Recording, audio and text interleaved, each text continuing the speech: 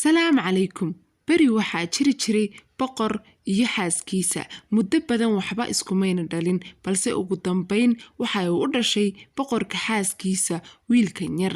Wiilkan yar ayaa waxa uu ahaa wiil aad iyo aad u degan.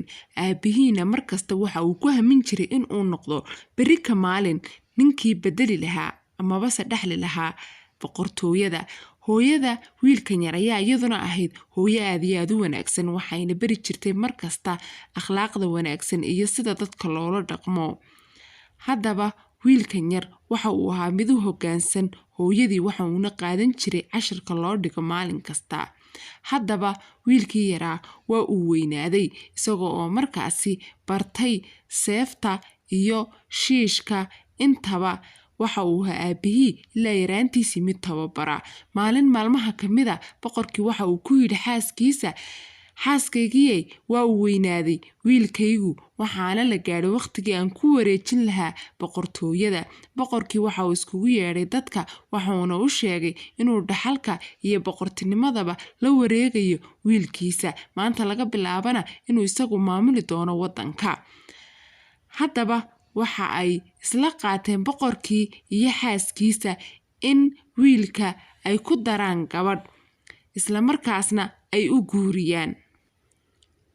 Boqorkii iyo xaaskiisii waxay u yeedheen wiilkoodii, waxayna u sheegeen inay gabadh ay markaasi ku daraan inuu soo dooqdo, balse waxa uu yidhi anigu ma rabo inaan dookhayga hooyo ku guursado, waxaan rabaa gabadh fiican oo wanaagsan inaad adigu ii soo dooqdid. Waxay tiri waa sax wiilkaygiyo, dookhayga ma ku kalsoon tahay? Haa ayuu yidhi hooyo. Boqorkii waxa uu yidhi waa sax, waxaana rabaa in aad soo shirisid gabdhaha magaalada u quruxda badan si aan markaasi ugu xulno hal gabadh oo aan wiilkeena ku darno. Gabdhihii oo dhan ayaa saf soo galay quruxda badnaa ee magaalada ku noolaa. Boqorkii waxa uu ku yidhi horey u socda, boqorada ayaa kor idinku sugaysa. Isla markaasna gabdhihii waxay u soo dhaqaaqeen dhankaas iyo halkii ay joogtay boqorka xaaskiisa. Gabdhihii waa ay sheekaysanayaan, waxa ayna leeyihiin talow ma aniga ayaa lay dooran doonaa. Mid kastana waxa ay markaasi niyeysanaysaa in iyada la doorto.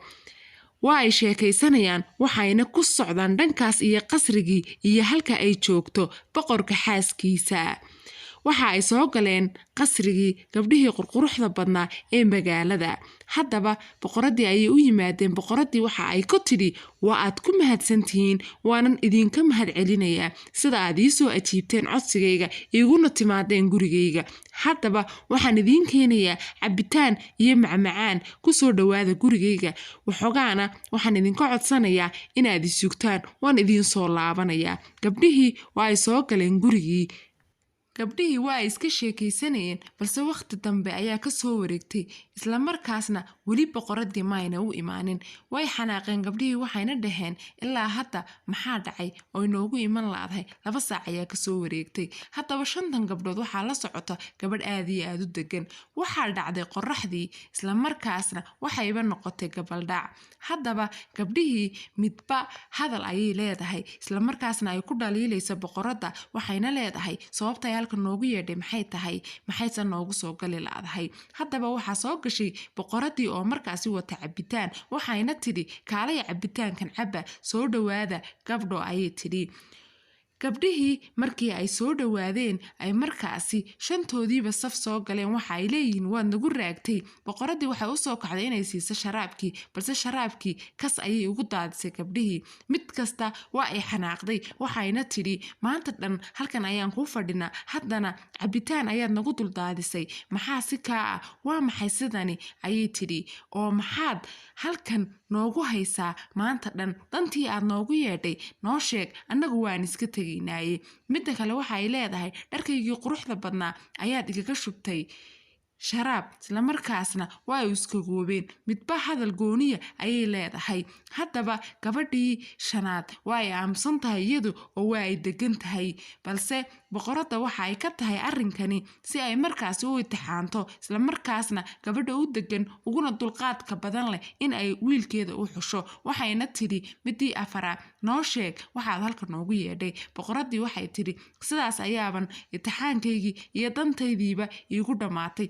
afartiinuna fasax ayaa tihiin waxa aanan ka ahayn gabadhan waxaanan fiirinayay dulqaadkiina iyo samirkiina iyo deganaantiinaba haddaba wiilkayga gabadhan ayaan u xulay waad iska bixi kartiin albaabkuna waa uu idiin furan yahay gabdhihii waa ay wada naxeen waa ayna isku xishoodeen markii ay ogaadeen in la itixaamayay boqoradii gabadhan ayay u xushay wiilkeeda waxayna u xidhay silis markaasi dahaba haddaba gabadhii maalmo ka bacdi waxay ku dartay boqoradii wiilkeeda waxayna u dhigtay aroos markaasi caalamiya oo markaas ay kasoo qayb galeen dadkii tuulada ku noolaa haddaba sheekadan waxaan ka baran karnaa in ay fiican tahay markasta inaad u dhaqantid amabase bulshada aad ula dhaqantid si degan una dulqaadatid oo aad noqotid qof markaasi xaalad kasta u dulqaata sheekadeenna intan ayay ku eg tahay daawade